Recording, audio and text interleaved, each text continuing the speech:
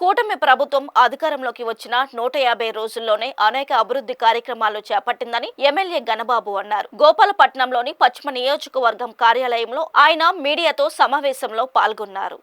గత వైసీపీ ప్రభుత్వం కోట్లాది రూపాయల బకాయిలు పెట్టిందని గణబాబు అన్నారు. దేశమంతా ఆంధ్రప్రదేశ్ వైపు చూసేలా ముఖ్యమంత్రి చంద్రబాబు అడుగులు వేస్తున్నారన్నారు. విశాఖలో రైల్వే జోన్ కు స్థలం కేటాయించడం జరిగిందని చెప్పారు. పంచాయతీల అభివృద్ధికి ఉప ముఖ్యమంత్రి పవన్ కళ్యాణ్ నిధులు కేటాయించారని తెలిపారు. రంగులు వేయడం కాదు, మౌలిక వసతులు కల్పించడం తమ ప్రభుత్వ లక్ష్యమని పేర్కొన్నారు. ఒకవైపు సూపర్ 6 పథకాలు చెప్పిన టైం కంటే ముందే అమలు చేస్తున్నామన్నారు. విశాఖ నగరాన్ని అన్ని రంగాలలో అభివృద్ధి పదం నడిపించేలా ప్రణాళికలు సిద్ధం చేస్తున్నామని, విశాఖను క్రీడా హబ్ గా తీర్చిదిద్దుతామని తెలియజేశారు.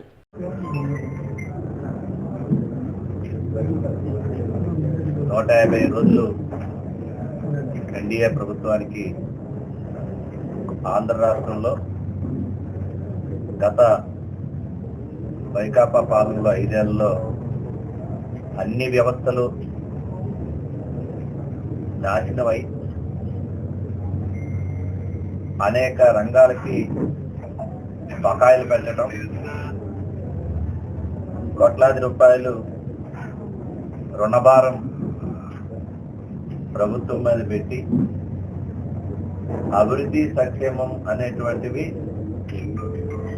అమలు అనేటువంటిది అసాధ్యం అనేటువంటి భావంతో ఇప్పుడుండేటువంటి ప్రతిపక్ష హోదా ఇవ్వలేదని మాట్లాడుతున్నటువంటి నాయకుడు పదే పదే చెప్పటం, ఇవన్నీ మనం ఆలోచన చేసినప్పుడు ఒక అనుభవశాలి ముఖ్యమంత్రి అయితే వ్యవస్థల్ని గాడిలో పెట్టడానికి ఆయనకు ఉండేటువంటి పరిణితి, అనుభవాన్ని ఈరోజు ఈ 150 రోజుల్లో స్పష్టంగా మనం ఏ అంశాల పట్ల ఏ రకంగా ఉంటున్నాం, ఒక విజన్ డాక్యుమెంట్ ను కూడా 2047 నాటికి భారతదేశం ఎలా ఉండబోతుంది, అందులో ఆంధ్రప్రదేశ్ తాలూకా పాత్ర ఏంటి అనేటువంటిది కూడా ఒక వైఖరిని స్పష్టంగా చేస్తూ ఆ లీడర్షిప్ అవసరం అనేటువంటిది ప్రపంచం అయితే మన ఆంధ్ర రాష్ట్రం చూసే విధంగా,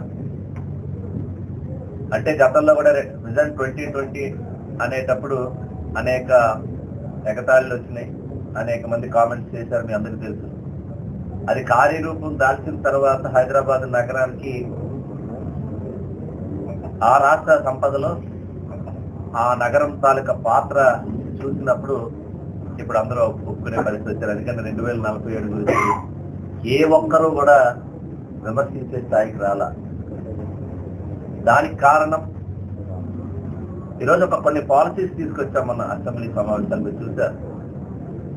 ఎక్కడ ఆర్థికంగా ఎదుగుతాము అనేటువంటి భావంలో అసలు టూరిజం కానీ, ఐటీ కానీ, ఇండస్ట్రియల్ పాలసీ కానీ, ముఖ్యంగా ఆర్థికంగా ఎదుగుదలకి ఉపాధికి అవకాశాలు మెండుగా ఉండేటువంటి రంగాల పైన ఎక్కువ శ్రద్ధ వహించాలి అనేటువంటి ఉద్దేశంతో ఆ పాలసీస్ కూడా తీసుకురావడం జరిగింది. మీ అందరూ కూడా చర్చ కూడా జరిగినటువంటి సంగతి మీకు గుర్తు చేస్తున్నారు.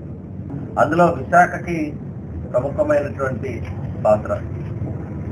రైల్వే జోన్ ప్రకటన జరిగినప్పటికీ కనీసం ల్యాండ్ కూడా ఇవ్వలేని పరిస్థితుల్లో 52 ఎకరాలు, అంటే ఇవన్నీ కూడా ఎకనామిక్ యాక్టివిటీ కింద వస్తాయి. ఒక సెంటర్ గా మనకు ఉండేటువంటి ఏదైతే కేంద్రం నుంచి రావాల్సినటువంటి రీఆర్గనైజేషన్ లో ఉండే ఇష్యూస్ కావచ్చు, ఇతరత్ర అన్ని కూడా ఈరోజు కేంద్రం నుంచి మనం నిధులు సాధించుకున్నాం, వారి సహకారం మనం తీసుకుంటూనే మనకు ఉండేటువంటి రిసోర్సెస్ అన్నింటినీ కూడా ప్రాపర్ గా యూటిలైజ్ చేసినప్పుడు ఆటోమేటిక్ గా మనం రెవెన్యూ జనరేట్ అవుతుంది. సో ఆర్థికంగా ఎదుగుదలకి ఈ రోజు చేస్తున్నటువంటి ప్రయత్నం ఈరోజు ముఖ్యమంత్రి గారు చంద్రబాబు నాయుడు గారి నాయకత్వంలో ఒకవైపు గ్రామాలు కూడా ఇప్పటి వరకు డైవర్ట్ అయిపోయాయి, ఆ ఫండ్స్ అన్ని డైవర్ట్ అయిపోయి ఇప్పుడు నేరుగా గ్రామాలకి ఉప ముఖ్యమంత్రి గారు పవన్ కళ్యాణ్ గారు వారి చొరవతో నిధులు నేరుగా ఇవ్వడం, ఈరోజు పంచాయతీల్లో కూడా నిధులు ఉండే పరిస్థితి వచ్చింది.